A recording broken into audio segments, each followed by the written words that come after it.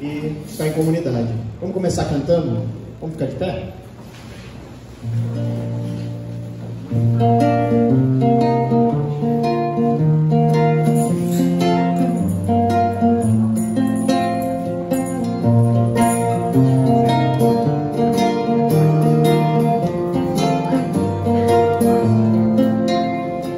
De onde vem a calma que invade, desacelera o temor, deixa vir os sonhos, abre caminhos pra seguir.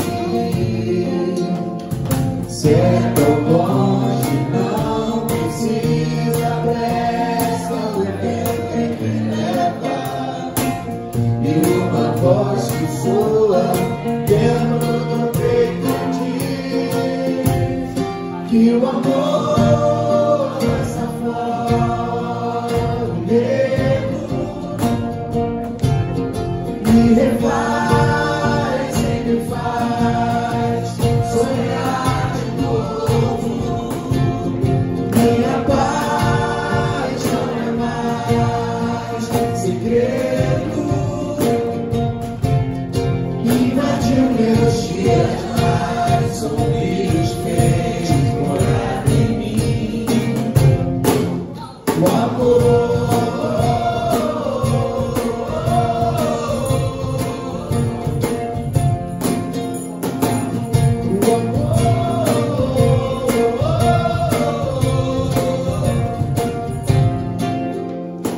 De onde vem a calma que invade, desacelera o temor, deixa vir os sonhos, abre caminhos pra seguir.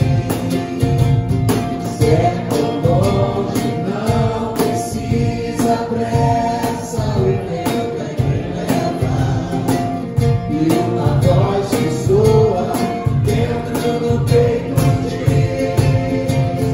que o amor lança fora o medo, me refaz, sempre faz sonhar de novo. Minha paixão é mais segredo,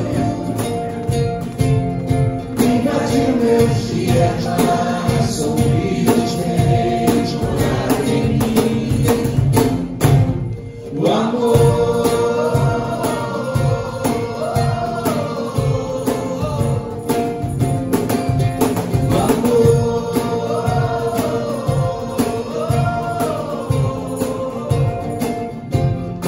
E o amor lança fora o medo, me refaz e me faz sonhar de novo. Minha paz não é mais segredo,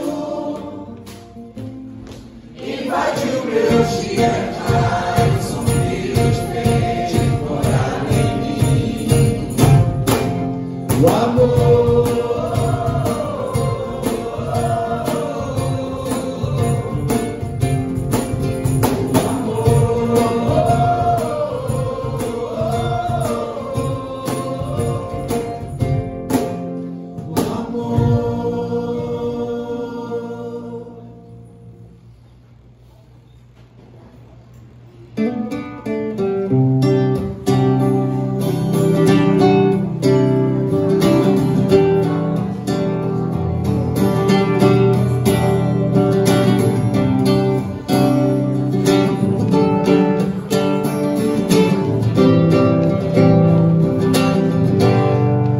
Como escrever, como explicar o amor que vai de leste a oeste e nunca mais vai terminar. Tu me conheces bem, sabes quem eu sou. Não há como me esconder.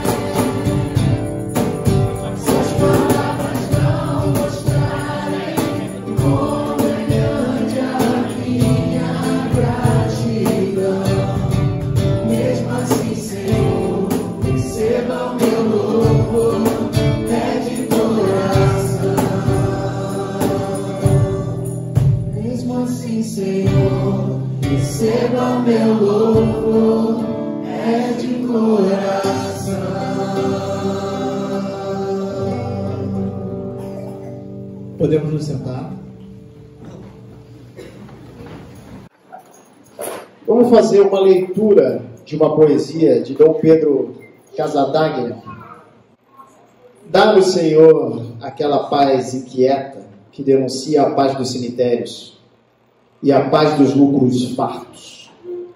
Dá-nos a paz que luta pela paz, a paz que nos sacode com a urgência do reino, a paz que nos invade com o vento do espírito, a rotina e o medo, o sossego das praias e a oração de refúgio, a paz das armas rotas na derrota das armas, a paz do pão da fome de justiça, a paz da liberdade conquistada, a paz que se faz nossa, sem cercas, sem fronteiras, que é tanto shalom como salam, perdão, retorno, abraço. Dá-nos a tua paz, essa paz marginal que soletra em Belém e agoniza na cruz e triunfa na Páscoa. Dá-nos, Senhor, aquela paz inquieta que não nos deixa em paz.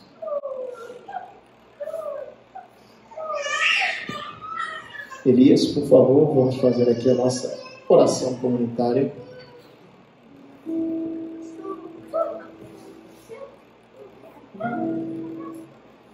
Bom dia a todos. Nós vamos unir dois momentos aqui, porque na verdade esse é um momento de comunhão. Tem um texto aí, Marcos? Então, por favor, abram suas Bíblias ou seus aplicativos, como eu aqui, lá em Mateus 26. Mateus 26, no verso 26. Mateus 26, 26. Vamos lá, todo mundo? Se alguém não tiver o aplicativo ou a Bíblia aí, compartilha com essa pessoa para que a gente possa acompanhar juntos. Vai dizer assim. Enquanto comiam, Jesus tomou o pão e, abençoando, partiu e o deu aos seus discípulos, dizendo: tomai e comei, isto é o meu corpo. E tomando um cálice, rendeu graças e o deu a eles, dizendo: bebei dele todos, pois isto é meu sangue, o sangue da aliança, derramado em favor de muitos, para perdão dos pecados. Mas digo-vos que desde agora não mais bebereis este fruto da videira até aquele dia em que beberei o vinho novo convosco, no reino de meu Pai. E depois de cantar um hino, saíram para o Monte das Oliveiras. Eu não sei se vocês têm percebido, mas de um tempo para cá, nós mudamos com essa prática da ceia. Antigamente nós fazíamos de vez em quando, por entender que não é pedido por Cristo que haja uma regularidade, né, de tempo, uma vez por mês, uma vez por ano, não existe isso. Mas nós entendemos a importância de celebrarmos esse momento sempre, especialmente pelo momento social que nós estamos vivendo atualmente. Porque celebrar a ceia é celebrar a comunhão. Celebrar a ceia é nós estarmos juntos para compartilhar desse pão e dessa mensagem de sacrifício, morte, mas também de redenção, não é, de alegria. A gente precisa nesse momento agora celebrar essa comunhão. E por isso que nesse primeiro momento celebraremos a comunhão, depois de cantarmos juntos, orando juntos. O Henrique Vieira colocou nas redes sociais dele, no Instagram, dois desafios bem interessantes nas redes sociais dele. E um me chamou muita atenção, porque ele falava exatamente assim: olha, se você, por mais que você tenha sido machucado por igrejas fundamentalistas, por mais que você, de repente, tomou até uma certa aversão à igreja cristã, se permita reunir com um, ou com dois, ou com três, e formar ali um grupo para você orar junto, para você compartilhar junto a palavra, onde quer que você esteja no Brasil. Porque a gente recebe muitas mensagens, fala assim: nossa, abre uma igreja aqui, né? Do norte ao sul, abre uma igreja aqui. E na verdade a igreja somos nós. Quando estivermos reunidos, orando, cantando, louvando, ali nós somos igreja. Então o Henrique lançou esse desafio: galera, se reúne por aí. Vai nesse caminho, vai se reunindo, vai orando, vai cantando junto, vai celebrando junto. Então eu não sei, de fato, de repente chegou aqui, tipo, vou ver como é que é essa igreja aí, estou aqui pela primeira vez e tal. E você vem ferido no caminho. Você foi ferido no caminho.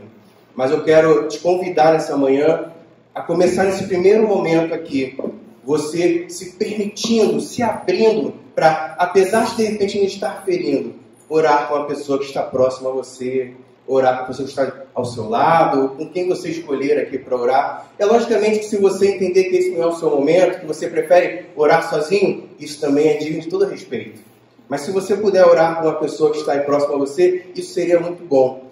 Como eu falei no início, a gente vive um momento tão difícil, onde às vezes a gente parece que não vai ter forças para conseguir lutar no dia seguinte, por diversas questões, tanto particulares quanto enquanto sociedade. Mas quando a gente chega aqui, a gente encontra um lugar onde a gente pode ver o outro e falar assim, cara, não estou sozinho nessa luta. Eu não estou sozinho nessa batalha, não estou sozinho nessa crença, não estou sozinho nessa forma de ser igreja, naquilo que eu acredito enquanto Evangelho de Cristo. E a gente se fortalece junto. De repente, o que você precisa nessa manhã, nesse primeiro momento, é receber essa força. E tem coisa melhor do que ser fortalecido através de uma oração de um irmão que está aí contigo? Tem coisa melhor do que isso? Então, eu quero pedir que nesse primeiro momento, você faça isso. Você ore com quem você quiser. Se você não quiser também, fique tranquilo. Ore aí na sua individualidade. Mas se puder, faça essa oração agora com alguém. Compartilhe um pouco do que você está vivendo. Ouça um pouco também do que a pessoa está vivendo. Tem pessoas aqui precisando, né, receber esse bálsamo, essa leveza na sua alma. E de repente você vai ser esse canal aí para trazer essa leveza para essa pessoa. Tá bom? Então feche seus olhos. Se você quiser sair do seu lugar, procurar outra pessoa e para orar junto, você fica à vontade. Nós aqui estamos juntos para fazer esse momento de comunhão. Amém? Então feche seus olhos aí, se quiser abaixar sua cabeça, fica à vontade, faça esse momento de comunhão agora com Deus e com seu irmão, se possível também.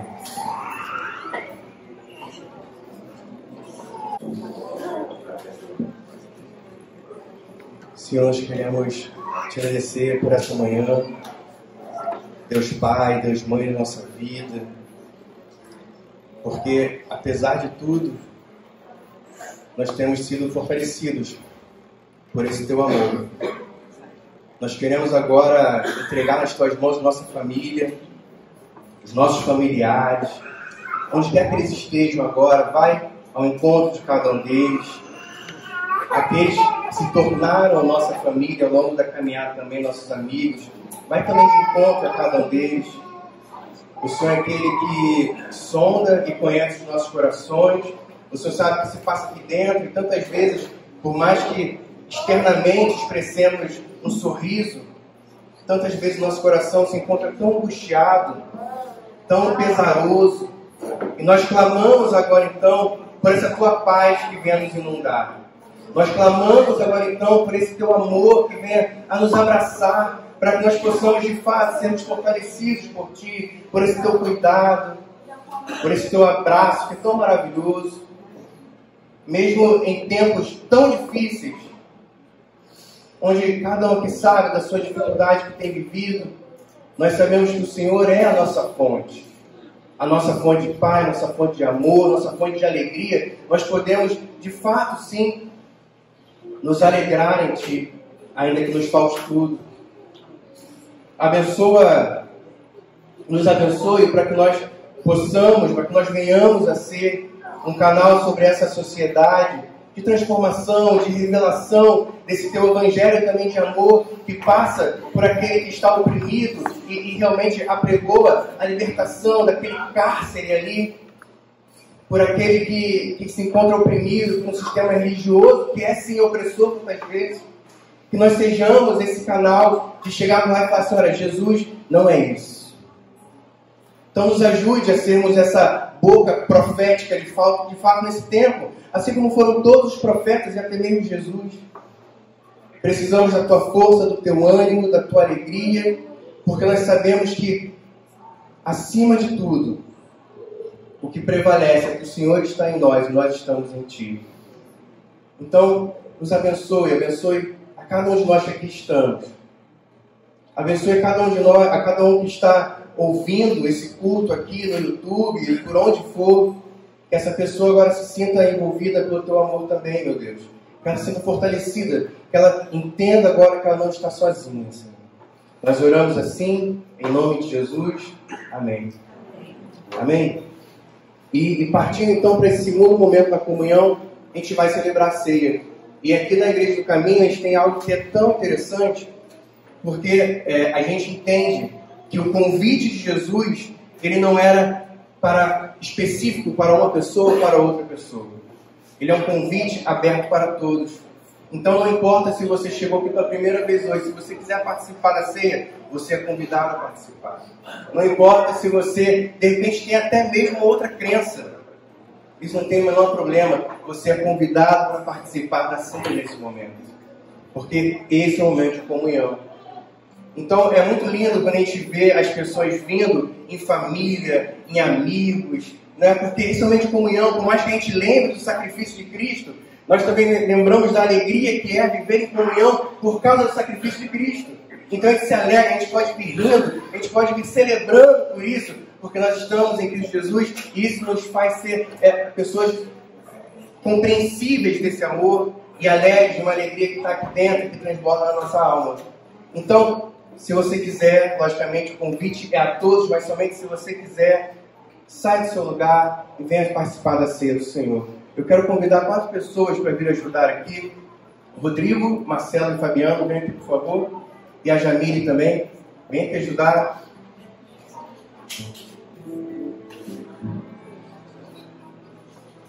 E a gente vai cantar a Anunciação. Você quer uma música mais alegre e celebrativa do que essa? Então sai do seu lugar, vem participar da ceia do Senhor, vem cantando, vem celebrando, né? Adorando a Ele por essa vida que Ele te deu, com os seus familiares, com os seus amigos também. Tá bom? Pode vir aqui pro meio, você pode levantar, você vai vir, vai pegar o seu pão, vai molhar aqui no vinho, você pode entregar para outra pessoa, colocar na boca da outra pessoa e compartilhar esse momento, tá bom? Pode vir. E ajudando nas palmas também, por favor.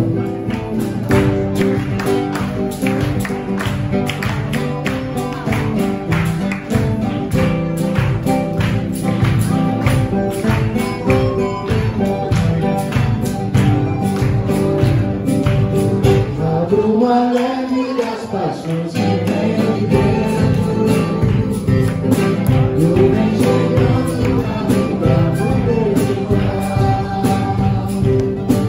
meu derramar meu peito nunca vem. Eu só amo nessas vidas.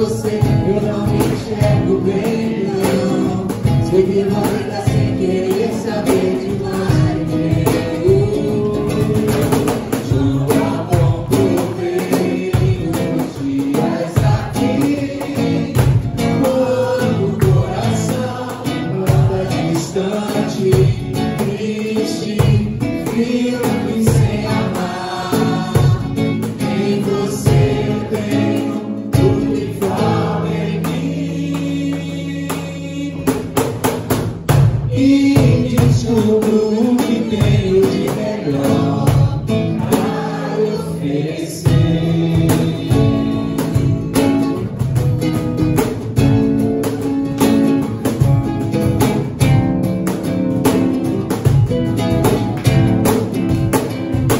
Eu me conheço mais olhando pra você. Eu vou descobrindo quem eu sou e penso agora no que você vê, o que me diz de mim, o que eu não reconheço. Sem você eu não enxergo bem, não. Se vive a vida sem querer saber demais de bem. Então tá bom, aproveito os dias aqui, quando o coração anda distante, triste, frio e sem amar. Em você eu tenho o que falta em mim, e descubro o que tenho de melhor pra oferecer. Pra oferecer.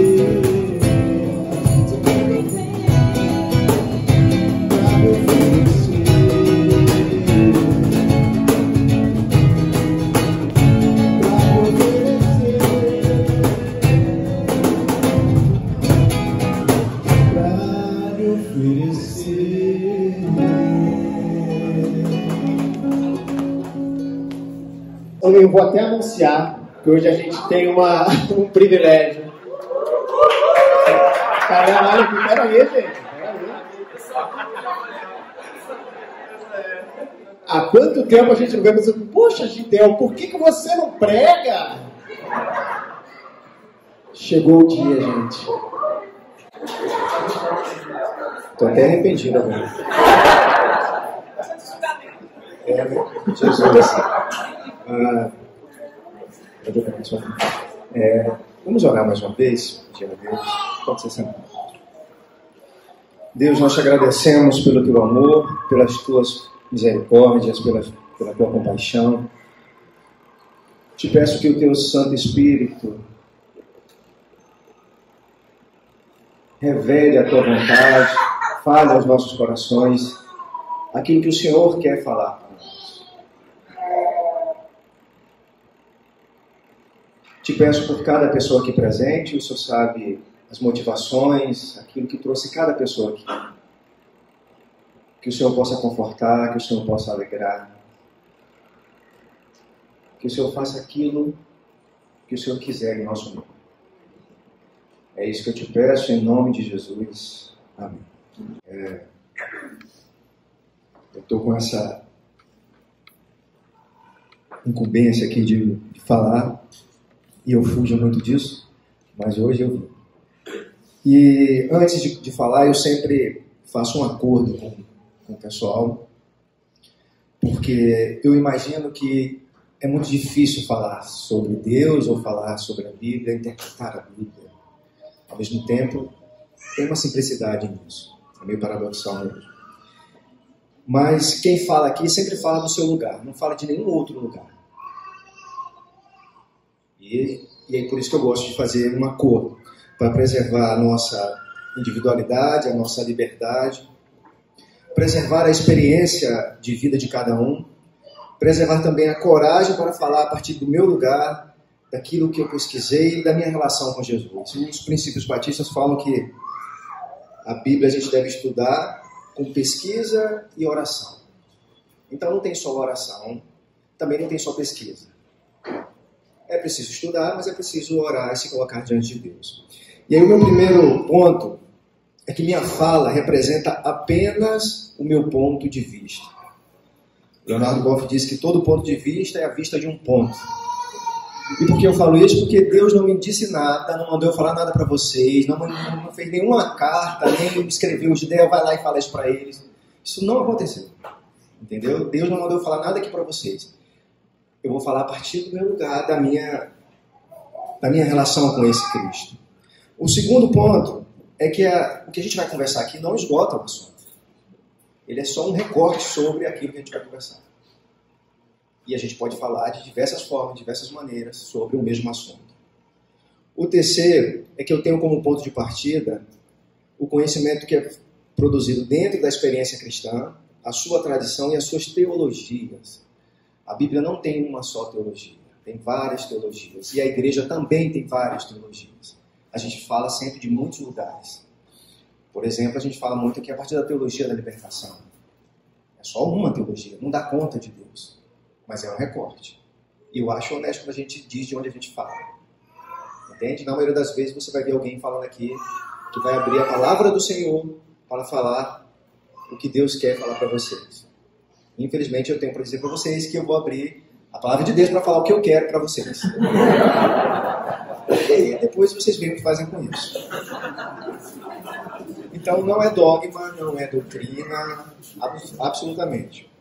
A última coisa é que a minha relação com a Bíblia não é exclusiva, como a sua também não é. Nós somos intérpretes. Toda vez que eu vou para a Bíblia, eu vou ler a Bíblia, vai tudo que eu aprendi, tudo que eu vivi, tudo que eu sei, vai tudo junto. E quando eu abro a boca para dizer alguma coisa, aí que dana mesmo. Que aí é só eu mesmo falar, sabe? A partir desse lugar.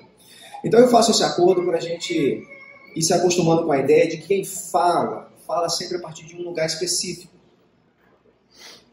E você pode muito bem fazer essa crítica, que é uma outra coisa dos nossos princípios, sabe? Autocrítica. A igreja tem que exercer a autocrítica. Não entender que os seus meios são finais, e que o que a gente faz aqui, ponto, e acabou. Então eu faço esse acordo não para fugir, mas para ser honesto com vocês, do lugar que eu estou falando. E eu quero pensar um pouco sobre um tema que me aflige muito, e tudo que a gente fala aqui começa com a gente mesmo. Está faltando em nós mesmos antes de qualquer coisa. E é sobre a indiferença, o desapego da encarnação. O Leonardo Boff vai dizer o seguinte: o sintoma mais doloroso, já constatado há algum tempo, é um difuso mal-estar da civilização. Aparece sobre o fenômeno do descuido, do descaso e do abandono. Numa palavra, da falta de cuidado. Vou chamar também de indiferença, essa estupidez egoísta, individualista que assola a humanidade. E aí temos dados que mostram o quanto a gente é indiferente em relação ao outro. Enquanto essa ideia do cuidado não faz parte ainda da nossa vivência. Quando eu falo que ler a Bíblia ou falar sobre Jesus é difícil, é porque a gente cantou aqui sobre o amor. Mas muitas vezes a gente vive muito longe do amor. Então parece que é simples e que é fácil, né? Deus amou o mundo de tal maneira, olha, é isso, o segredo é esse. Mas aí começa. O que você quer dizer quando você fala sobre amor? O que é amar? Porque na expressão bíblica, amar é de forma incondicional. Não tem créditos e nem débitos diante de Deus. A igreja ama seletivamente. Ama os corpos que são iguaizinhos, que fazem as mesmas coisas, que cumprem as mesmas rotinas, que pensam as mesmas coisas. Muitas vezes. Quando a igreja tem que ser um lugar totalmente diferente disso. Tem que ser um lugar impossível, porque tem que ter todo mundo aqui misturado. E a gente deveria se amar assim. E aí temos dados aqui para a gente refletir um pouquinho sobre isso. Segundo os dados da Unicef, mais de 150 milhões de crianças que têm entre 5 e 17 anos de idade trabalham em todo o planeta. Às vezes de forma remunerada e muitas vezes sem qualquer espécie de pagamento. O número de pessoas atingidas pela fome na América Latina e no Caribe, em 2018, afeta 42,5 milhões de pessoas. O IBGE diz que 12,8 milhões de brasileiros seguem desempregados e 11,5 trabalhadores não têm carteira assinada. O futuro da Amazônia está ameaçado por diversas atividades predatórias, como a extração de madeira, a mineração e a conversão da floresta em pastagens e áreas de agricultura.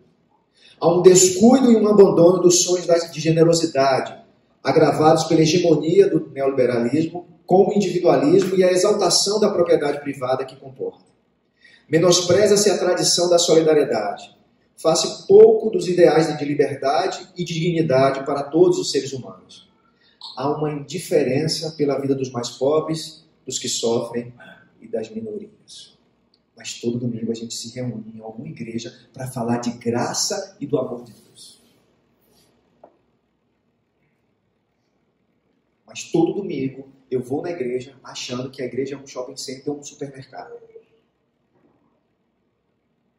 O que eu mais gosto que a gente faz aqui é estragar a expectativa de alguns de vocês, que vêm aqui pensando que vai ter um tipo de pessoa pregando e chega aqui e não tem. Eu sou um dos que provoca isso, tá? E eu faço de qualidade mesmo, de vontade. Porque a gente acha que a igreja é isso, é um supermercado. Hoje é a semana da oração sobre, sei lá, financeira, aí você vai lá. Isso não estimula a comunidade. Isso não estimula a solidariedade. Isso não estimula a generosidade. Isso estimula o seu individual. O meu. Eu acho que a igreja não tem relação com isso. Mas, repito, sou eu. Tá? Eu olhando para Jesus, me parece que ele também faz isso. Não gosto desse negócio. Mas vamos seguir. Essas são algumas informações sobre a crise civilizacional. No nosso país, essa lista talvez ganhe mais linhas para o momento de total cinismo e hipocrisia dos que se dizem cristãos e não reagem no espírito para denunciar situações de morte e sofrimento em que muitos vivem. Eu tenho medo quando a gente fala do Espírito Santo. Porque se o Espírito Santo convence, todas as nossas reuniões a gente deveria sair transformado e transtornados. Então, ou a gente precisa entender a função do Espírito Santo, ou parar de falar dele, pelo menos. Porque a gente não sai transformado. A gente não sai transformado. A gente sai emotivo. Às vezes, com uma canção, com alguma coisa que alguém falou na frente. Mas talvez era para a gente sair transtornado. O Cristo, o tempo todo, provocou isso nas pessoas. Mudança de verdade, mudança de mente. Inclusive, arrependimento, né? Jesus começa pregando, arrependei-vos porque vos é chegado o reino de Deus. Nada tem a ver com aquele momento que você levanta a mão e vem chorando na frente. Isso é legal, você está dizendo que quer fazer parte da igreja só. Mais nada. Pouco se sabe sobre o que você vai ser depois daí. Isso é legal, tá? Não é ruim não. Você vem, tá? A gente não faz apelo. Então, no final você diz que está participando e está tudo bem. Mas as que fazem apelo só significa isso. Que você ouviu alguma coisa, sentiu alguma vontade, desejo, entendeu aquele negócio que estava falando e você quer fazer parte daquela comunidade. Não significa mais nada. Porque ser discípulo e discípula de Jesus tem a ver com o depois, com a caminhada, com o dia a dia, com as marcas que você deixa no caminho. É isso que tem a ver, não com esse encontro aqui. Esse encontro é para a gente se fortalecer, para a gente trocar, para isso. Mas você é provado amanhã, quando você sai daqui. É isso. Aqui é fácil, a gente bota a Bíblia, agora o celular e vem. O problema é amanhã. O problema é o depois. E aí arrependimento lá, no texto grego, é metanoia. E metanoia é mudança de mente. Entende? O meu coração está movido, mas a minha mente precisa acompanhar essa mudança. Eu enxergo de maneira diferente. Arrependei-vos, ou seja, mudem a mente, porque o reino de Deus chegou. E o reino de Deus é o quê? É alegria, paz e justiça. Então, quando eu saio daqui transformado e transtornado e emotivo, o que eu tenho que procurar todos os dias? Esse reino que precisa ter paz, justiça e alegria no Espírito. É isso que deveria acontecer. A indiferença se tornou a palavra que mais perfeitamente define este século, segundo um autor chamado Jansen. Como contraponto, temos a experiência de vida de Jesus, uma total abertura para os dilemas do outro. Vamos ler Marcos 3, de 1 a 6. E entrou de novo na sinagoga, e estava ali um homem com uma das mãos atrofiada. E o observavam para ver se o curaria no sábado, para o acusarem. Ele disse ao homem da mão atrofiada: levanta-te e vem aqui para o meio. E perguntou-lhes: é permitido no sábado fazer o bem ou fazer o mal, salvar a vida ou matar? Eles, porém, se calavam. Repassando então sobre eles um olhar de indignação e entristecido pela dureza do coração deles, disse ao homem: estende a mão. Ele a estendeu, e sua mão estava curada. Ao se retirarem os fariseus com os herodianos, imediatamente conspiraram contra ele sobre como o destruir. Essa é uma das histórias de Jesus. E essa história, ela está dentro de uma seção de textos que provoca os religiosos. Que é sobre a questão do sábado. Eu sei que a gente está doido para falar da magia e do milagre. Mas a brincadeira do autor é provocar nós, religiosos. O que é lícito fazer ou não no sábado? O texto que vem antes é sobre as espigas arrancadas. E Jesus também vai provocá-las. Olha, eles tiveram fome. Você não lembra lá de Davi? Eles arrancaram primeiro porque eles estão com fome. Não importa se é sábado. E talvez tenha uma primeira questão aqui para a gente. Eu acho, não sei se eu vou falar isso depois, eu peço perdão a Deus, mas Jesus tinha uma intolerância profunda com os religiosos, porque conhecia a hipocrisia deles. E a intolerância não é de imediato. Ele primeiro dava oportunidade, ele chamou o homem que estava com a mão atrofiada e perguntou a eles. E aí o texto diz que Jesus vem da dureza do coração deles. Então é uma provocação, Jesus já sabia disso, que eles estavam ali para perseguir. Então tem uma certa intolerância nesse sentido, de que a gente usa a doutrina, o dogma, para estigmatizar, para perseguir e para definir quem entra ou quem não entra. E é muito engraçado como a nossa relação está permeada, não pela ideia do amor em Jesus, mas pela ideia do inferno. A gente está tendo um estudo, ontem foi sábado, foi ontem, e a gente está falando sobre vários temas, e eu vejo que é muito engraçado que a ideia do inferno é uma questão. Parece que sem o inferno a gente não se relacionaria com esse Deus. O inferno é tão importante quanto Deus é na teologia cristã. E eu vou dizer por que é importante. Porque dá para a gente controlar vocês fácil com isso, pelo medo. O problema é que Jesus não chamou ninguém para seguir por causa disso. Jesus, segundo Paulo, é a nova criatura, é o novo Adão. Então, no fundo, me parece que a proposta é de transformar o ser humano num novo ser humano. Esse Jesus da solidariedade é esse ser humano que ele quer que a gente seja. Esse Jesus da compaixão é esse ser humano que ele quer que a gente seja. A misericórdia que leva as misérias do coração, de uns dos outros. Então, no fundo, não se preocupem com o inferno. Eu, particularmente, não creio que Deus fez, e se existe, está vazio. Deus não pode amar e criar um lugar de tortura. Ele não seria melhor do que Hitler. Ele precisa ser melhor do que isso. Senão eu fico comigo mesmo. Já sou ruim bastante, então está ótimo. Ele precisa ser melhor do que isso. Mas você sabe qual é o problema? O problema não é Deus. O problema sou eu. Eu quero punir. Eu quero mandar para o inferno quem eu não gosto, quem me pisa no meu calo. O problema é que a gente projeta em Deus todas as nossas maldades. Os filósofos vão dizer, olha, não foi Deus que criou o homem à sua imagem e semelhança, foi o homem que criou Deus à sua imagem e semelhança. E em certo sentido é verdade. Todas as vezes que a gente abre a boca para dizer alguma coisa sobre Deus, a gente tem que ter cuidado se não sou eu ou se realmente é Deus. Por isso que a comunidade é importante. Por isso que eu não acredito numa espiritualidade fora da comunidade. Porque a comunidade tem esse papel também, da gente conversando e trocando e alinhando as ideias. A partir das experiências que são múltiplas. E por que a gente sempre traz alguém diferente aqui? Por isso também. para ter essa riqueza de lugar e de saber e de experiência. Ninguém sozinho dá conta disso. Deus se manifesta nessa dimensão comunitária. Entende? Então é preciso a gente entender qual é o foco da nossa relação com Deus. E talvez a nossa indiferença passe por isso. A igreja protestante, principalmente dentro do calvinismo, eu falei ontem, entende inclusive a pobreza ou a riqueza a partir da graça.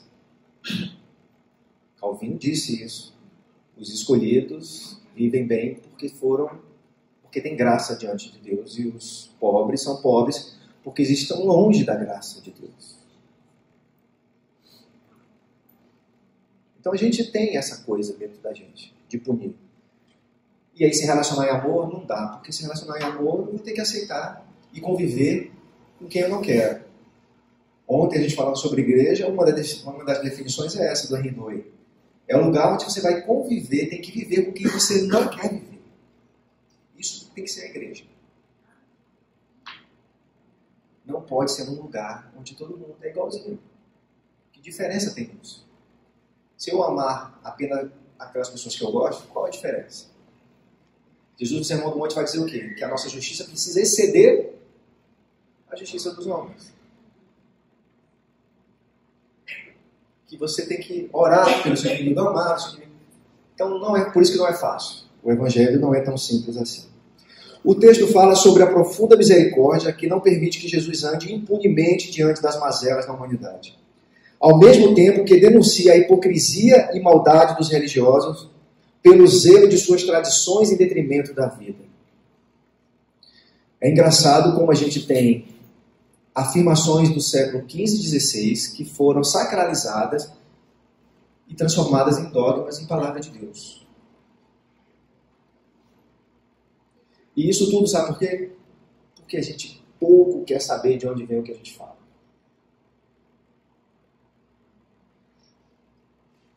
Fazer uma pergunta que pode constranger, por isso não responda. Como é que vai a nossa leitura bíblica? Como que vai o nosso estudo bíblico? Como é que vai a sua vida de oração? Como é que vai o seu... Você jejuma? Você, sabe, abre mão? São disciplinas importantes para quem quer cultivar uma espiritualidade. Você não lê, mas fala tudo sobre Deus. Você não ora, mas sabe de tudo. Inclusive julga com uma facilidade imensa. De onde vem isso? Você conhece a história da igreja da qual você frequenta?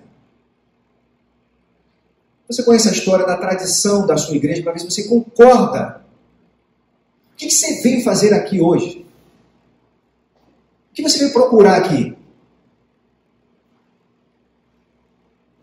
Você devia trazer Deus, não vir atrás de Deus.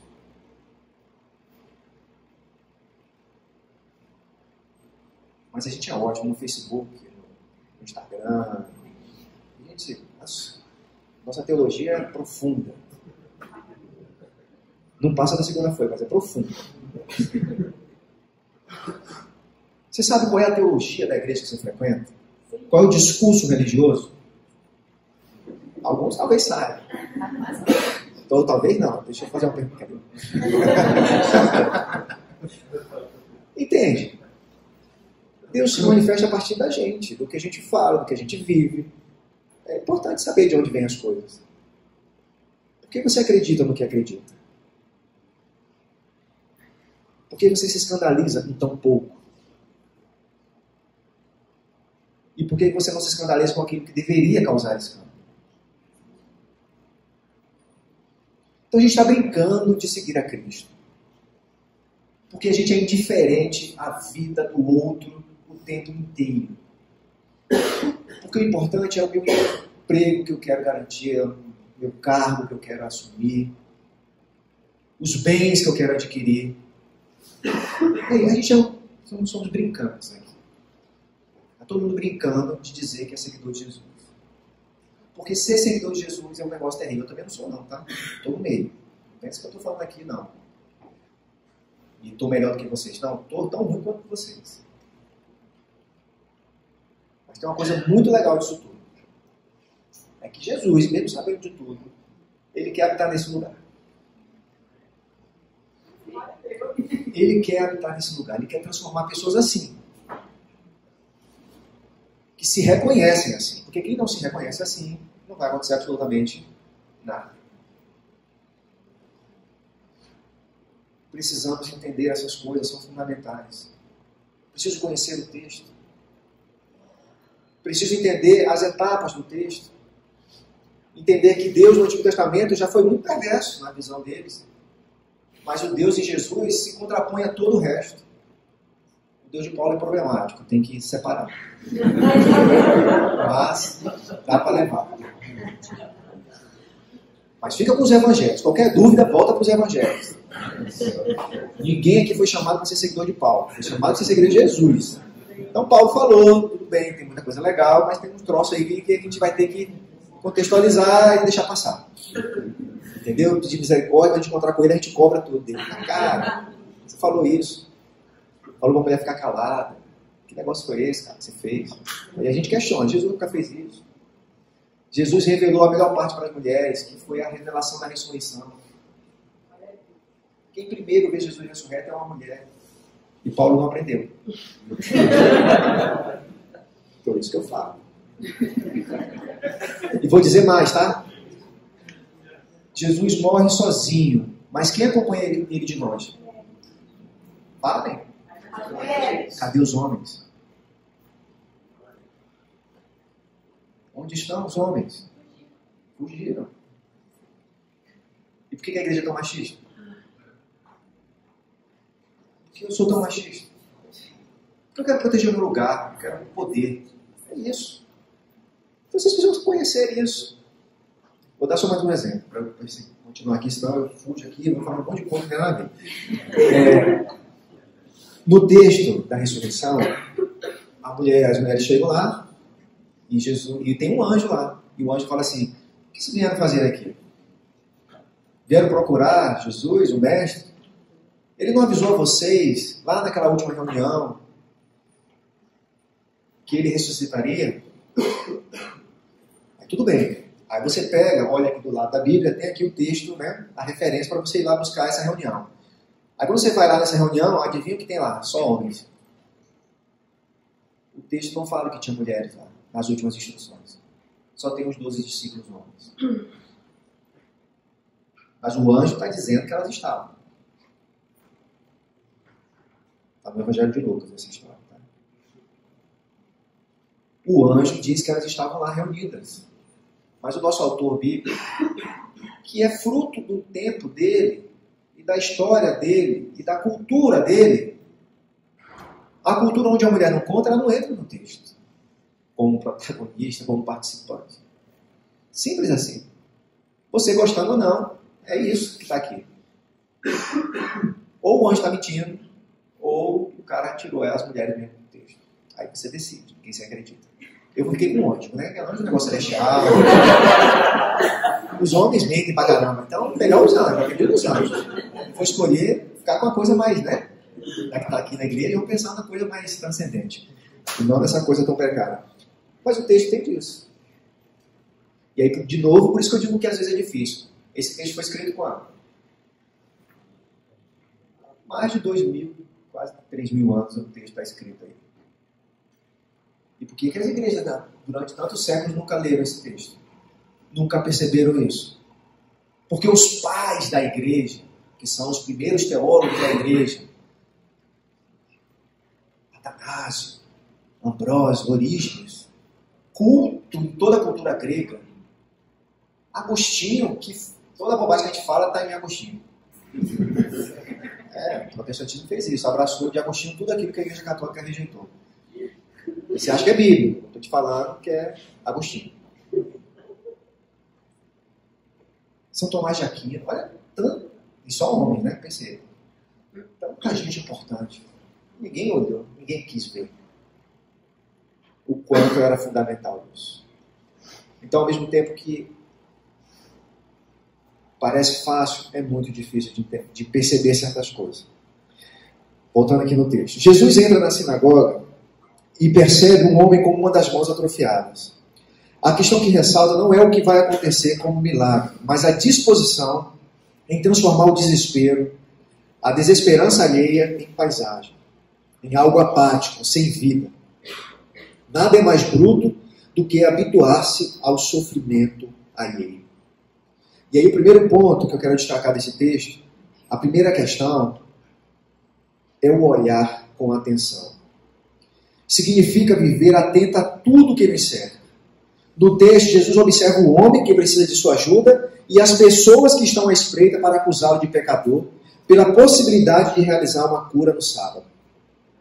Ele não só cura, mas deixa os seus perseguidores numa posição pública e pessoalmente desconfortável. Jesus é implacável, inesperado e inclassificável. Jesus não é bobo. Não se entrega com facilidade. Tá? Ele não é uma ovelhinha que vai se entregar de qualquer forma. Ele está na sinagoga e ele está observando as pessoas e o que elas estão querendo provocar, que é a morte dele. E o que ele faz? Algo inesperado. Provoca eles na sua piedade, na sua santidade.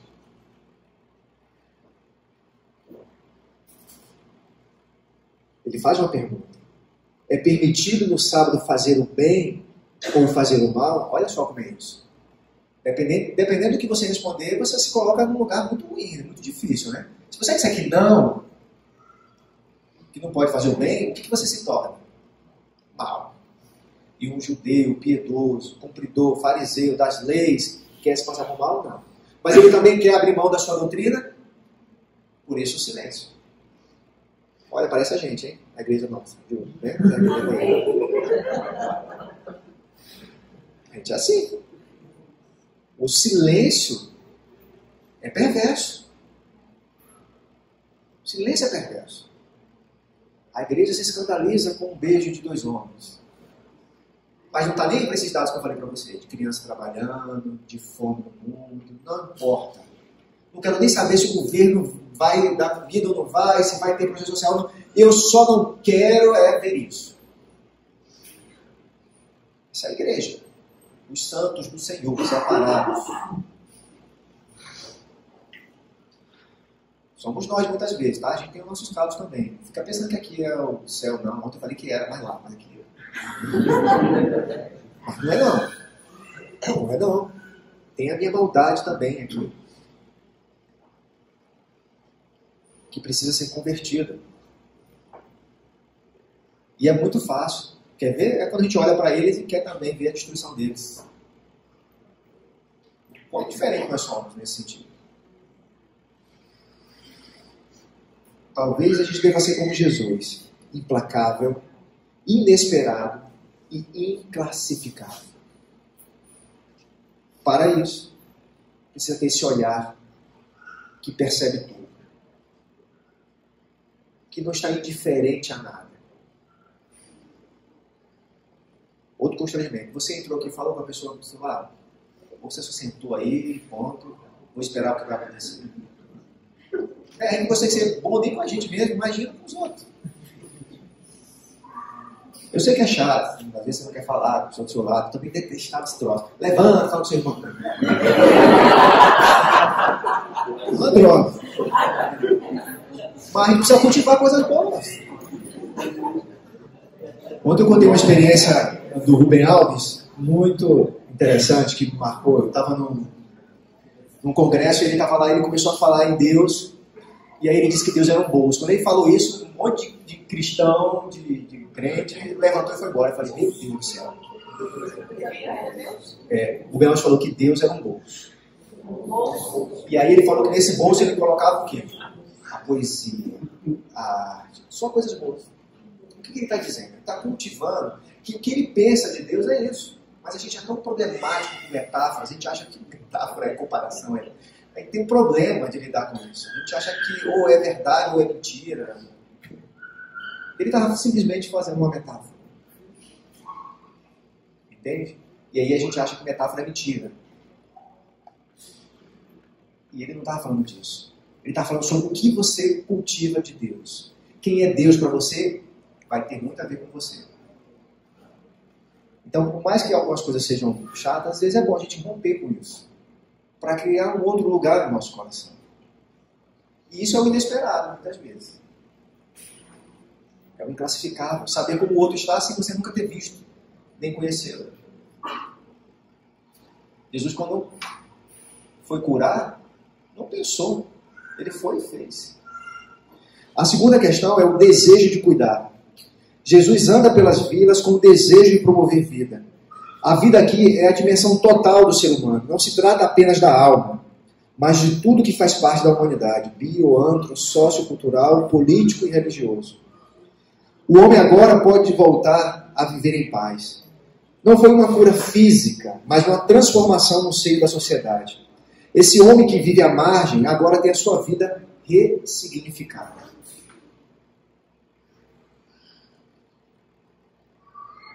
As doenças muitas vezes criam barreiras sociais e barreiras psicológicas. Eu sei que a gente adora Harry Potter, achando que Jesus é um Harry Potter. Fazendo magia.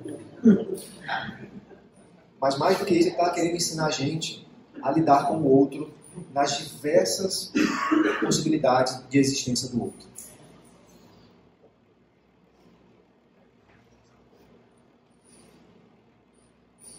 O Philip Yancey conta no livro Igreja, Por Que Me Importar? Ele cresceu numa igreja conservadora, aí quando cresceu na faculdade, normal, descobriu a verdade, foi embora. Depois, como todo igrejeiro, como eu, ele procura uma igreja e acha que encontra uma igreja. Passa por várias igrejas, mas tem uma que ele vai e fica e conta uma experiência muito interessante. Ele fala que tinha um homem que toda reunião todo mundo ficava esperando para ver o que ia acontecer. Ele tinha algum desequilíbrio e ele, no meio da oração, começava a falar alto e a contar histórias e inventar histórias. E o que marcou ele nessa igreja? Que as pessoas acolheram isso. Não ficaram com aquela antipatia. Aqui está atrapalhando o culto, vou embora. É o santo, né? A gente é assim. Nossa, não posso ouvir um barulho que eu vou embora. Está atrapalhando minha comunhão com Deus. A criança está correndo, meu Deus do céu. A gente faz isso, eu já fiz isso também, tá? Não fica assim não. A gente faz isso. E aí ele conta que 2 pessoas acolheram esse homem. E começaram a acompanhar esse homem, a cuidar desse homem. E esse homem passou a tomar os seus remédios diariamente. E esse homem casou. E esse homem conseguiu conviver nessa igreja. Porque 2 pessoas abriram a agenda e foram cuidar desse homem. Não entregaram esse homem para um centro médico. Elas foram cuidar desse homem. Entende a diferença? Eu, quando penso nessa história, que Jesus faria a mesma coisa. Ele ia cuidar dessa pessoa. Acho que a gente ia arrumar um jeito de deixar ele lá de fora. Ou de dizer que aqui não dá, porque o barulho, eu preciso ouvir o texto, a palavra, a música. Ser cristão não é nada fácil. Talvez seja a coisa mais difícil. Tem muita gente que chega nessa igreja e pergunta assim, mas e aí, pode tudo aqui? De onde você tirou essa ideia? Aqui não pode nada. Aqui é a coisa mais severa que tem essa igreja aqui. Porque é a ética do amor, amigo. Eu não vou te perguntar. O Henrique não vai te questionar. O problema é você com você mesmo. Você segue Jesus? Então a ética é a do amor, é profunda. As decisões que você toma têm a ver com isso. Amar é um mandamento. Não é uma coisa para você ficar pensando sobre. É para fazer, é para se deslocar, é para ir ao encontro do outro e fazer. Ponto. Então aqui não pode tudo. Isso é uma bobagem. Pode tudo naqueles lugares que tem leis escritas, porque o que está fora da lei você pode fazer. Fácil. Aqui não. Aqui é a ética do amor, da vida. Todo dia você vai ficar se perguntando se está bom ou se está ruim. Se eu estou mais parecido com Jesus ou com Deus é burro, cara. Nem sei quem é Deus é burro. Mas eu sei que vocês acreditam nele, então eu falo pra vocês. É por isso.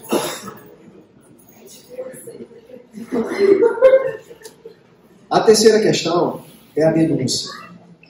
A história nos ajuda a perceber que o homem estava ali e os religiosos não se importavam, aparentemente, com ele. O problema era dele. Jesus utiliza o momento para denunciar esse dilema da indiferença, egoísmo desmedido da classe religiosa, que se imagina maior do que o próprio Deus, que diz que adora. Os religiosos provocam arrepios em Jesus, com a sua hipocrisia e desumanidade. Fica claro nos embates com Jesus que os religiosos, para protegerem seus esquemas dogmáticos, são capazes de qualquer coisa. E não pensa que eu estou falando dos outros, não. Estou falando da gente. De nós. A igreja cristã espalhada por aí. Acabamos de fazer um acordo miserável com o governo. Em nome de Deus. Em nome de Deus. Que Deus é, eu não sei, mas foi em nome de Deus. E abrem até a Bíblia para provar isso para você, tá? Porque se todas as bênçãos e vida tem na Bíblia, também todas as heresias são tiradas da Bíblia. Nem toda heresia é heresia, mas fica aí o dilema. Tudo sai daqui. Porque a gente acha que tem que justificar tudo por aqui. Então a gente mata em nome de Deus fácil.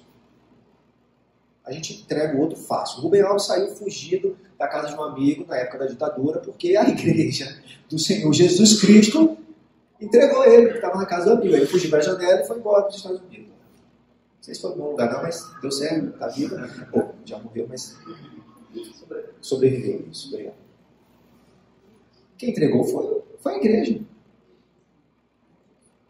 Em nome de quem? De Deus, da família. Mas as crianças podem continuar trabalhando. O pobre pode continuar morrendo de fome. A família pode alastrar tudo aí de moradia de péssima qualidade, porque está ótimo. E você ora, porque o que interessa para Deus é a sua alma. Não sei onde que eles viram isso, mas essa é a mensagem. Eu estou aqui pela sua alma. E eu pergunto para vocês, a ressurreição é do quê? Da alma? Jesus ressuscita na alma? Podem falar, eu não sou... É do corpo. Tomé, pega aqui nas minhas mãos. É do corpo.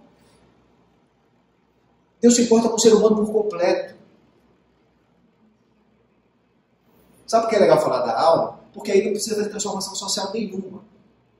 Se você está miserável, está sofrendo, fica aí, fica orando, dá glória a Deus. Sabe por quê? Porque quando você morrer, vai ter uma mansão celestial, rua de ouro. Não sei para quem quer isso lá no céu. Rua de ouro.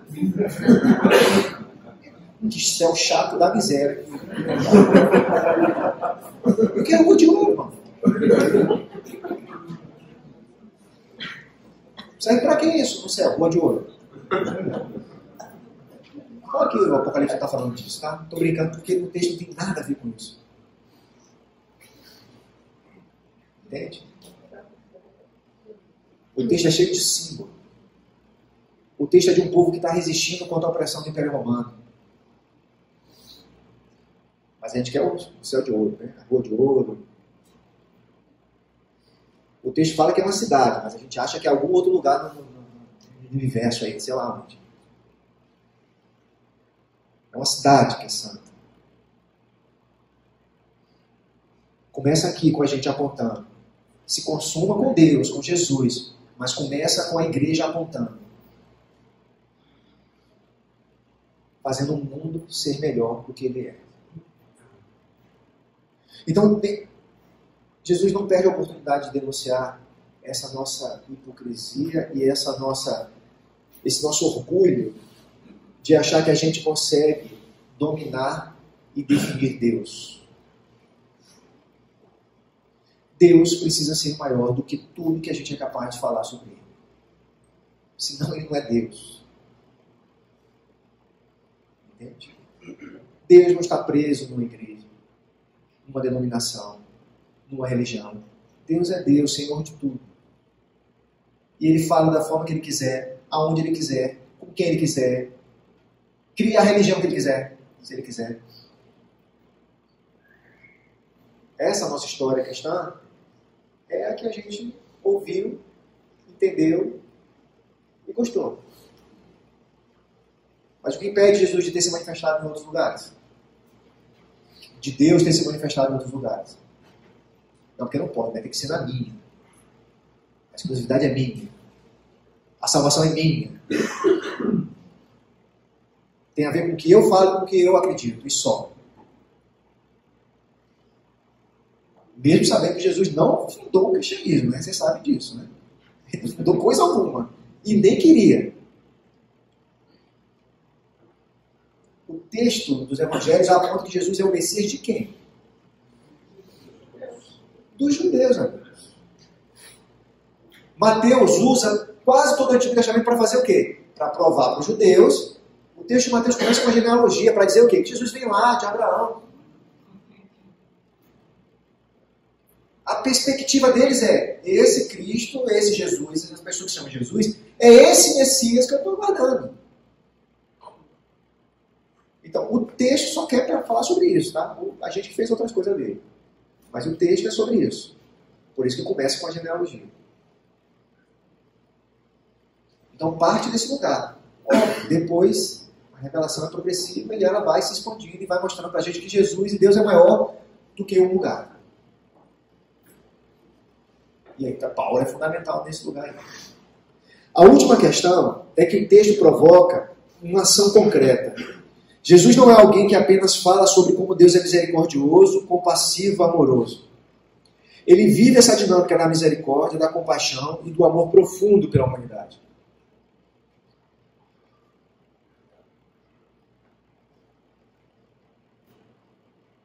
O amor não pode ser uma coisa que a gente só fala. Se essa igreja existir só para ter encontros dominicais, ela é muito ruim. Muito ruim. E está muito longe de seguir o Cristo. Precisa ter algo de concreto na nossa existência. Que demonstre que esse amor que eu falo acontece na minha vida. E o amor não é sobre o que você sente, tá? Jesus não era doido de mandar você sentir algo por alguém, que ninguém consegue fazer isso. O amor é um comportamento. Sabe? É como eu penso, eu me relaciono com o outro, a partir da dignidade do outro. O outro não é imagem e semelhança de Deus, então ele tem dignidade em si só por ser humano. Só por existir. Porque ele é imagem e semelhança de Deus. Então, nesse sentido é que Jesus fala que a gente tem que amar o outro como a nós mesmos. Não é sobre o que você sente, é como você pensa em relação ao outro. No seu relacionamento. Então é necessário que isso seja visível. Jesus, quando vai embora, antes de ir embora, ele fala assim para os discípulos: se vocês se amarem, todos vão reconhecer que vocês são os meus discípulos. O amor aqui é cuidado. É andar junto. Entende? Depois o que acontece? Eles se reúnem para esperar o momento da ressurreição e depois o momento de Pentecostes. Eles estão juntos, vivendo as aflições e as felicidades, todos juntos. Então o amor requer uma ação concreta, nesse sentido, do Cristo e de seus discípulos e discípulas de Jesus. O Frei Beto diz o seguinte: falar da vida é erguer-se contra o sistema que estruturalmente se alimenta de morte. A agonia diária do trabalhador explorado, a morte cívica dos direitos humanos negados, a marginalização política de quem não participa da escolha de seus governantes, são sinais da necrofilia de uma ordem social. Nada é mais anticristo que anunciar uma fé que se baseia em amor e compaixão, sem qualquer demonstração dessas qualidades em nossa convivência. É vã. É vento. Se a gente não é capaz de exercer essa compaixão, essa misericórdia na nossa vida, o que adianta você se reunir todos os domingos no lugar?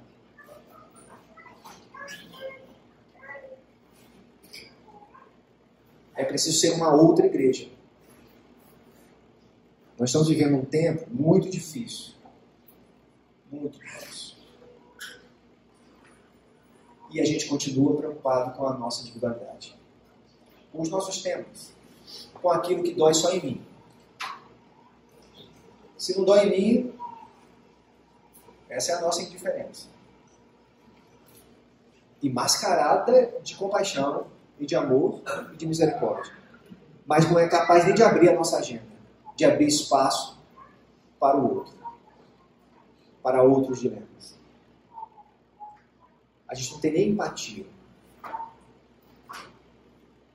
Mas ficamos arrepiados quando alguém diz que o inferno não existe. Mas ficamos arrepiados quando a gente diz que Deus não é cristão. O Henrique escreveu isso, aí eu vi lá um cidadão. Eu gosto de ler os comentários, não sei por que eu gosto de ler. Acho que é meu lado perverso. Aí alguém assim, pastor, onde está isso na Bíblia? Não, está perguntando bem o contrário. Onde que você viu o cristianismo na Bíblia? A gente é louco. Em nome de proteger a gente, a doutrina, o dogma, pouco importa. Deus criou nada, velho. Deus criou a vida. E mandou Jesus para a gente aprender a viver melhor. É isso. E deu inteligência para a gente usar esse negócio aí. Não tá bom, não? Tá ótimo. Tem um exemplo concreto, tem inteligência, tem capacidade, tem potencialidade, e agora faz o quê? Cria. Oi? Segue o barco. Quer mais o quê? Que ele faça por você? Mas é isso. Por que a magia funciona? Porque eu quero que Deus, de alguma forma, entre, me tome. Não é nem isso, não. É um negócio meio de possessão. A gente não gosta de falar disso, mas no fundo o que eu quero é isso. Eu quero parar para pensar, me responsabilizar. A liberdade é uma coisa aterrorizante. E eu tenho que decidir? Não quero não. Por isso que é fácil sentar aí e apontar para quem? Para quem está falando aqui, as bobagens que está falando. E dizer que se der errado foi porque eu segui. Não me siga. Não fiz esse convite para ninguém. Vou fazer um outro. Não me siga. Vai dar ruim esse negócio. Porque no fundo é isso. A responsabilidade é sua com Deus. De se transformar num Jesus de verdade. De ter uma espiritualidade de verdade. Para de se auto-enganar. Para de se auto-sabotar. Sai desse lugar de comodidade. Vai dar trabalho. Claro que vai dar trabalho. Alimentar isso dá um trabalho desgraçado. Você vai ficar cansado. Que é outra coisa que eu não aguento. Está todo mundo sempre cansado. Que coisa chata. Mas aí tem um show ali. Eu estou vivo. Vá pro show que eu também vou. Mas tenha ânimo e disposição para outras coisas. Para construir uma comunidade. Para construir vida onde não tem vida. Não fica achando que a transformação é só Deus transformando o meu lugar, me acumulando de coisas que eu preciso para viver bem. Deixa eu te contar uma história. O cristianismo, resumidamente, que é a última. Jesus nasce fugitivo, vive perseguido e morre na mão do Estado. Essa é a história do triunfante. Quando ele é bebê, o que acontece? Foge, é um estrangeiro, é um imigrante. Vai para o Egito. Já pensou se o Egito tivesse fechado lá? Aqui não entra? Olha como é legal pensar nisso, né? Aí não acaba, ele volta. Aí vai viver. Aí entre os dele, dentro da própria igreja, o que acontece? Ele é perseguido. Pelos protetores do dogma. Da denominação, da doutrina. Aí depois o Estado fica com medo também, se une lá com esse pessoal, opa, vocês estão me trazendo aqui? Ó, não quero problema não, mas já que vocês querem que ele morra, então vamos. Essa é a história vencedora que eu tenho para contar. O Cristo, Deus encarnado, o fim dele é a morte. Ele ressurge, mas depois, né, sobe, voando lá. Enfim. É isso. E ele convidou todo mundo para isso. Entende? Então, como a igreja que está se explodindo, tenha medo. Porque se é para a gente ser inclassificado, inesperado, é para a gente não ser muito bem aceito. Se está todo mundo comprando a nossa ideia, alguma coisa não está dando certo. Eu tenho medo. Porque me parece que a ética de Jesus é tão profunda e tem uma complexidade aqui, porque ela todo dia modifica a gente. Todo dia faz a gente se repensar. Entende isso? É um negócio simples. Olha, Jesus me ama, morreu por mim, agora eu aceito. Não, não é sobre isso. Não é sobre isso. É sobre viver como Cristo viveu. Então, se você é apegado aos seus bens, entenda que Jesus falou que para atingir, né? Lembra lá do jovenzinho? Seguia todos os mandamentos. Jesus, não, tá bom. Não, mas ele queria mais. Né? Gente que quer espiritualidade, orar, ficar a noite toda, quer uma unção, um avivamento. A gente não quer esse negócio? Aí Jesus fala, então você quer esse negócio? Então faz o seguinte, vai lá, vende tudo e vem comigo. Ele foi? Não vai. Não vai. Então o Evangelho tem esse lado aí. Passa por esse lugar de desapego profundo sobre tudo. Vou usar a parte de Paulo também, né? O que é o morrer para ele? O que é o viver? É Cristo. É Cristo. Você tem que sair daqui se perguntando. Você tem que acordar amanhã se questionando sobre como está a sua vida. Está parecida com esse Cristo? Ou sua relação de trabalho amanhã é totalmente diferente dessa coisa puritana e santa que você está aqui demonstrando? Ou você é capaz de abrir a sua agenda para ir ajudar o outro, para lutar as lutas que são coletivas, que são da sociedade, e que apontam o Cristo. Então, seguir o Evangelho não é essa coisa aí, essa groselha aí que passa na TV, que lota a igreja.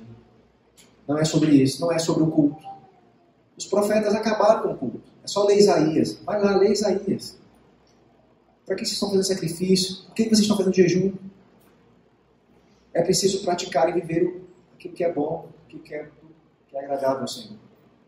Não é sobre as nossas reuniões. É sobre quem nós queremos ser. É sobre isso.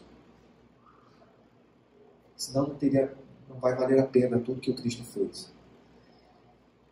Inspirados pela vida de Jesus, somos convidados a participar da vida com um olhar atento, com o desejo de cuidar, com a coragem de denunciar estruturas desumanas e hipócritas e de promover uma ação concreta na vida. Esse é o meu desafio e a minha sugestão. Que a gente não seja indiferente, que a gente olhe com atenção. Que a gente tenha o desejo de cuidar uns dos outros e do outro, que é um outro de verdade que eu não conheço, que eu não sei quem é. Que a gente tenha a coragem de denunciar toda a estrutura de morte que é promovida a partir, inclusive, da igreja. E denunciar não significa dizer que a gente é melhor do que ninguém. Já falei para vocês no início. Tudo que eu estou falando é que falta para a gente aqui. Assim que a gente cuida um do outro aqui. É bonito ver nas redes sociais, né? Aquele negócio bonito, as falas bonitas. Vem no culto, a gente está tocando aqui, tal, parece bonito de vez em quando, né? O Evangelho não é sobre isso. O Evangelho é sobre como a gente se relaciona com toda a criação. Se não tiver culto, ainda assim Deus estará no nosso meio e Deus falará por nós. Naquilo que a gente faz, naquilo que a gente é todos os dias. Eu estou estou falando isso como igreja, não. Eu adoro. Sou um dos fundadores desse negócio aqui, junto com mais 17. Adoro esse negócio. Mas ela só faz sentido se todo dia a gente estiver se convertendo, se relendo, se percebendo, se criticando. Nunca achar que a gente chegou em algum lugar, não chegamos em lugar nenhum, nem tem nenhum lugar para chegar. Só transformação diária, todos os dias. Individual e comunitária. E coletivo. E promover ações concretas. Uma igreja existe quando o mundo percebe que ela existe. Quando a ação dela na sociedade é de verdade. O desprendimento, o cuidado, a capacidade desse tempo que quase a gente não consegue fazer mais nada, né? Porque trabalhar é tanta coisa para fazer. Mas a capacidade de abrir um lugar na sua agenda vai demonstrar muito do que você acredita ou não. Que Deus nos guarde, que Deus nos abençoe e que Deus nos transforme, mude a nossa mente. Eu falo brincando, porque a conversão não é esse ato que você tem à frente. Ela precisa ser diária. Tem muita sombra que precisa ser transformada na minha vida e na sua vida. Isso só acontece quando você reconhece que está nesse lugar. E se você não consegue ir sozinho, por isso a comunidade pode te ajudar. É para isso. É um lugar de gente doente. É um lugar de gente que precisa de ajuda. A salvação é essa. É sobre isso. Não é sobre a quantidade de gente que vai para algum lugar. É sobre o aqui e agora. O depois deixa com Deus. Aí a gente vai descobrir depois. Mas o aqui e agora cabe a nós. Amém? Vamos ficar de pé mais uma vez?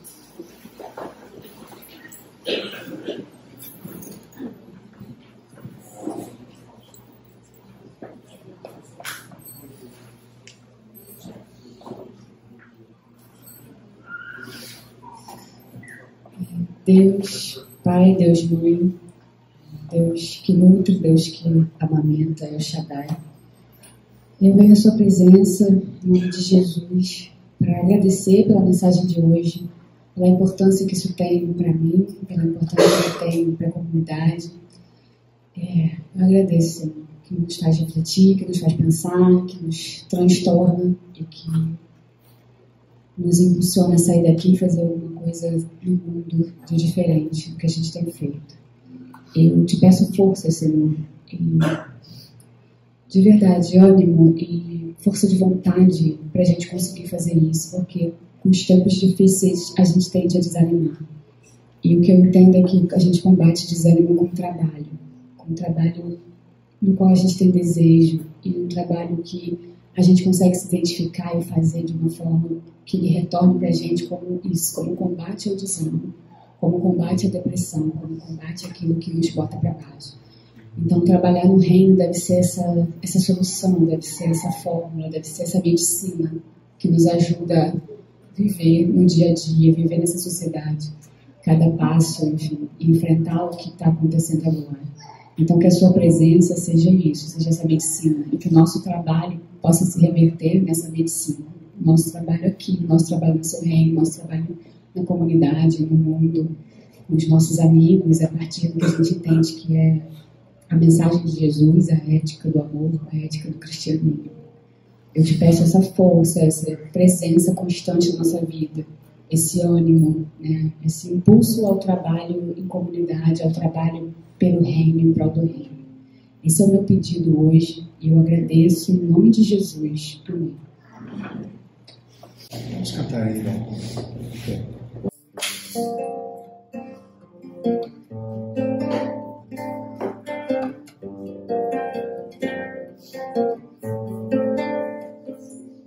Ao dia que passa, esperança na manhã, aos livros ainda não lidos, desapego as coisas vãs, a porta do céu estrelado, luzes sobre o mar da cidade.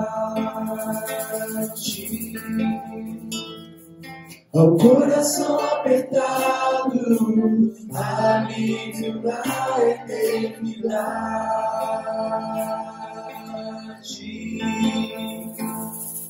As lindas cantigas cantadas, ouvidos agradecidos, ao silêncio que sopra,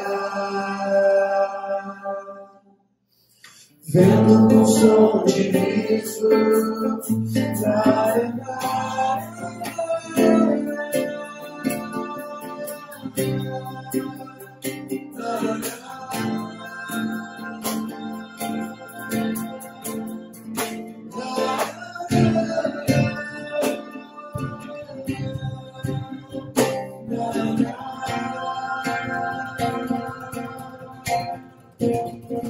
muitos sonhos por realizar, mas ainda temos pouca idade, como a terra que sujou a face.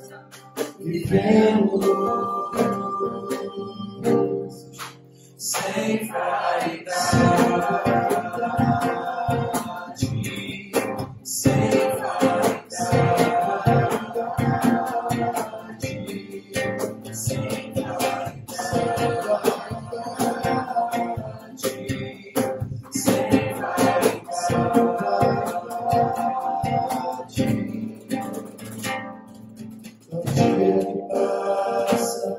Esperança da manhã, aos livros ainda não lidos, desapego às coisas vãs, a falta do céu estrelado, luzes sobre o mar da cidade.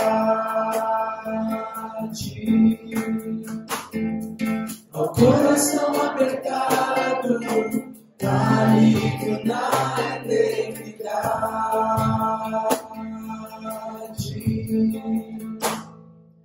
As lindas cantigas cantadas, ouvidos agradecidos, ao silêncio que sopra, vendo com som de riso,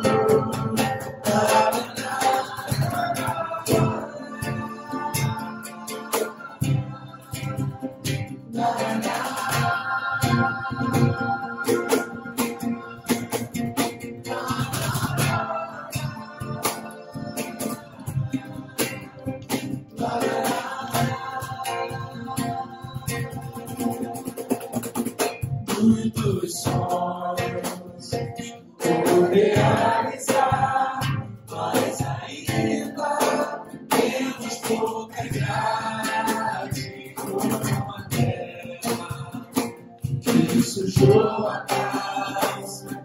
Vivemos sem vaidade, sem vaidade.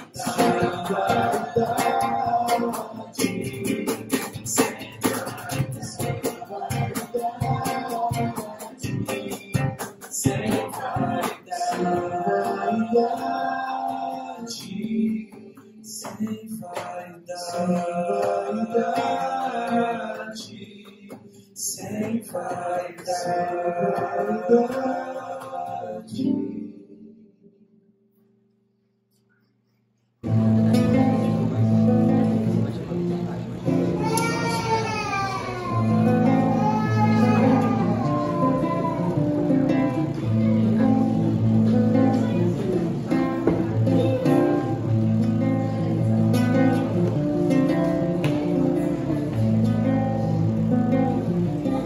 Eu vou me alimentar disso tudo e vou parar. Depois vou descansar no meu mundo pra ser melhor. Eu vou jejuar uma vida, renunciar o meu tempo, Esse é o meu sinal para o mundo de que eu preciso mudar, trocar a história do eu pra ser melhor. De tudo que eu construí, modificar, pois a certeza que tenho é de que o certo se renova, e a mudança que passo transforma tudo ao meu redor. Não tem como dizer não a essa mutação. É tudo uma questão de se adaptar. Não tem como dizer não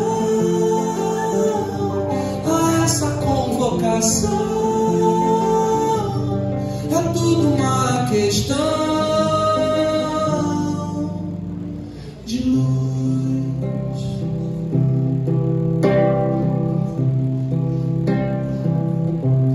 Eu vou me alimentar disso tudo. Eu vou parar, pois hoje eu descobri num segundo metanoia.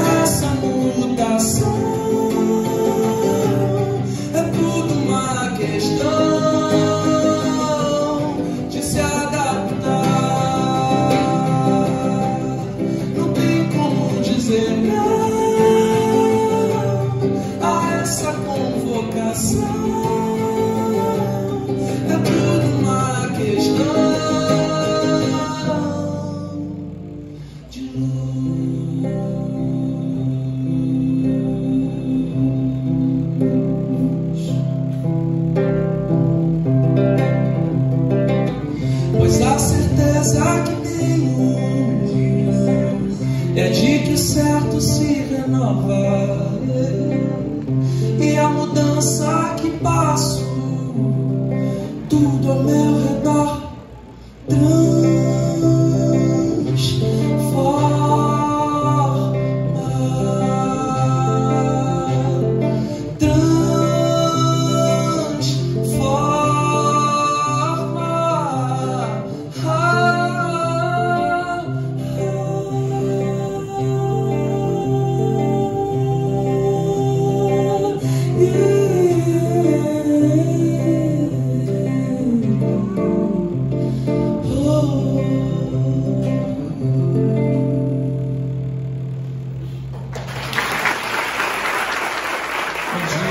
bom domingo. Deus abençoe vocês.